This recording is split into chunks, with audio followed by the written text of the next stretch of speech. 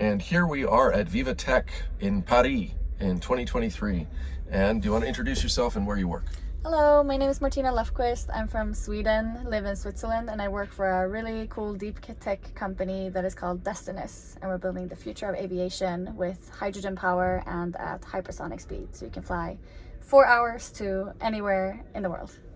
So this is a company, to be very clear, you're going to build, would you call them space planes? These are planes that will fly at faster than the speed of sound. Exactly. So hypersonic means 5 times the speed of sound. So you can go from Paris, where we are now, all the way to Australia in just 4 hours time. And we're using hydrogen because it's highly efficient. So you can go much longer ranges and also be able to get up to those speeds. Then there's no carbon dioxide emissions, so it's perfect for the environmental side as well. And one more feature that I think is so cool is that the liquid hydrogen helps to cool the skin of the plane, which otherwise would be superheated. Okay, so look, we didn't mean to get into the details, but there are very cool ideas. We thought that for the purpose of this video and this channel, what would be more interesting is to talk about your personal story as employee number 1, and then we'll come back to geek out a little bit about the technology. So do you want to share your progression from being educated as a software engineer, or actually you start even back further from being 12 years old and selling something to, I'll let you tell the story. Yeah, I've always been interested in entrepreneurship. So when I was 12 years old, I started out by selling rhubarbs on the side of the street. And from there, I had a lot of small entrepreneurial gigs here and there, all throughout high school and university. And then I thought that I wanted to get into the finance sector. I tried it out. I started my own fintech company. I worked for a bank. But then I got bored and I realized that we were just shuffling money around. So I needed to work on something that is more impactful. So I got into the space industry after meeting some people at SpaceX and started working on spacecraft that are now up in space at a company called Momentus that is listed on NASDAQ.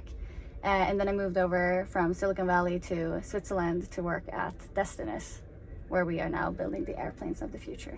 So a big theme was that you moved rather than get bored and not be learning. You'd prefer to be learning. I talked about your motivations. You really would like to the problems that you would love to solve by the end of your life are all related to sustainability, energy, and connecting people around the world. Right. So I would say that the core thing for me is to work on disruption and work on things that will actually make an impact for our world, whether it's related to sustainability or whether it's related to people, animals, and things that are good for our earth and for our humanity, essentially. So another interesting thing came up in various conversations that we had today is that the storytelling, even though that you're a software engineer and you're working with technology and you're working with engineers, they will sometimes diminish some of the achievements. And you have to say, no, we are making strides on a long journey. It's a constant battle. A lot of the engineers don't see the big picture necessarily. They are working so closely on the details and on the technologies that they sometimes forget that every single step is leading towards something that will actually make a big impact in the world. So I hear a little bit of negativity sometimes from the engineering side, and I try to encourage them and keep them positive about what we can actually achieve in this world and inspire the engineers as well as the people externally about what we're doing. And there was, to keep it real, because this is another theme, so your storytelling to your coworkers, do you think this is one of the reasons that Mikhail hired you as employee number 1? Because he saw that value that you bring to the company? Yeah, I think it could be. I mean, I'm very much on the communication side and helping the company to explain to potential partners or investors or at conferences what we're doing. And I'm always trying to keep it as real as possible and saying that, I mean, we don't know all of the answers. And we won't know all of the answers until we actually work on the stuff and test them. I mean, we're taking a step-by-step approach. We're building stuff, putting things in the air, testing out our technologies, failing as well, which is a really important thing for us. Because for every failure, we get data that we analyze, and then we understand how we can move forward. And we're not afraid of saying that we fail from time to time. We had a crash, for example, last year with one of our aircraft prototypes that we had to exchange the nose of it and then increase the power of it so it could fly. And I think it's important that startups are being real about what what they're doing and working on, and not trying to make it too glamorous on the outside. There's a few other takeaways we want to make sure to record. The fact that you do keep it real, that there are challenges. This is another storytelling trick, by the way, I wanted to share, is that there are people that doubt that hydrogen can be made as a fuel source, liquid hydrogen, the way that you're doing it. There are people that might doubt supersonic transportation.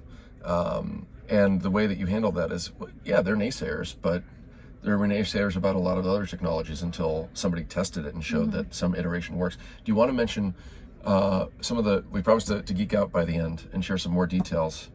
Do you want to talk about the first flight that you had recently of its kind that we know of?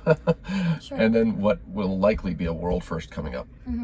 Yeah, in terms of the naysayers, I mean, there's people out there who want to have all of the facts and all of the analysis and all of the information to be able to say, yes, this is a technology that we should go for. But the truth is that when it comes to deep tech, we usually don't know all of the answers, and we can't spend years researching stuff before we actually build them. For example, there was a study by ESA that took the European Space Agency. Yeah, right? European Space Agency, that took, I think, 15 years or so on hypersonic technology. They made a design, but they never built it and flew it. And our engineers are now saying, now that we are doing a lot of these designs and actually flying stuff, that this is not the most optimal design. So I believe that you need to do some analysis and you need to do some research, but you also got to do stuff. And we have so many things that we need to solve in this world, so we just got to pick things and actually start solving them instead of just sitting around trying to think about what is the best solution, because there is no best solution. There's going to be a variety of solutions that will make us make a real impact in the world. And in terms of the first aircraft, or the first prototype that we built, we just flew it the first time with hydrogen 2 weeks ago. So we've been flying it since 2021, but 2 weeks ago we flew it for the first time with hydrogen. So this is a really big milestone for us. And we have developed some of the engine technology in-house in order to achieve this. And we're now expanding on that. And next year we're going to be flying with hydrogen at supersonic velocities for the first time. And it's also going to be the world's first supersonic flight with hydrogen. So we're very, very excited about that. And to be clear, if you are a geek, I guess people can find more information on your website, Destinus. Yes. The thing I'll remember is that the liquid hydrogen is used as an afterburner in the hypersonic version of what you'll be building. Is that right? Liquid hydrogen will be used actually in the supersonic prototype already next year. Okay. So we flew with gaseous hydrogen just 2 weeks ago, and we'll be flying with liquid hydrogen next year at supersonic velocities. And then in about 2-3 years time, we'll be flying all the way up to high supersonic speeds. So we're talking about Mach 3 to 4 with ramjet technology. So that is a new type of technology that will be able to eventually excel us to hypersonic speeds. So one final thought that we did not plan for, but I should explain. You know, the channel is Extreme Entrepreneurship. Normally, I take this camera and record interviews with people in places where there might be poverty or a lack of resources. You're dealing with massive investments.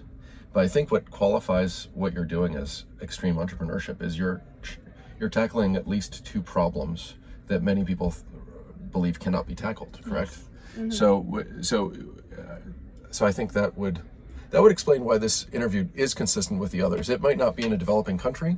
It might not be dealing with the same kinds of challenges, but the problem is just as monumental and huge. And I think doing something extremely complex and difficult is in itself quite extreme. You need to be very resilient in order to make the things happen, because there's so many naysayers out there. There's so many people that don't believe that this can be done, and we're all motivated to get it done and to show the world that not just that this is needed for the world, but also that it actually can be done, and it doesn't have to take a long time to do it.